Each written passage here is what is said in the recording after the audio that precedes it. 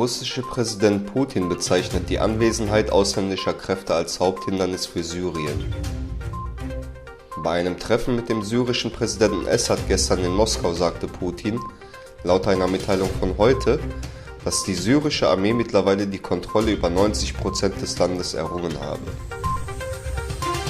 In London ging der zweite Tag der Anhörung der Augenzeugen zu Ende.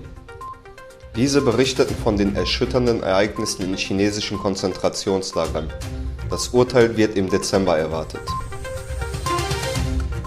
Kurzzeitig waren mehrere Haupthäfen in China wegen einem Taifun geschlossen. Nachdem der Taifun vorübergezogen ist, wurden die Häfen wieder in Betrieb genommen.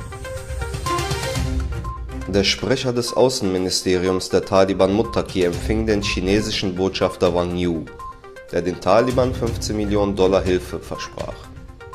Außerdem teilte die US-Botschafterin Greenfield mit, dass humanitäre Hilfe im Wert von $64 Millionen geleistet werden soll. Der US-Internetkonzern Google muss in Südkorea eine Geldbuße von 150 Millionen Euro zahlen. Der Digitalriese habe seine Marktmacht bei Betriebssystemen und Programmen für Smartphones missbraucht, erklärte die Kartellbehörde.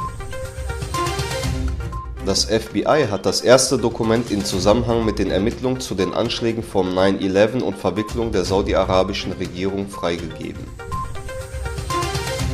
Das kasachische Außenministerium gab bekannt, dass es ein Treffen in der Hauptstadt gab.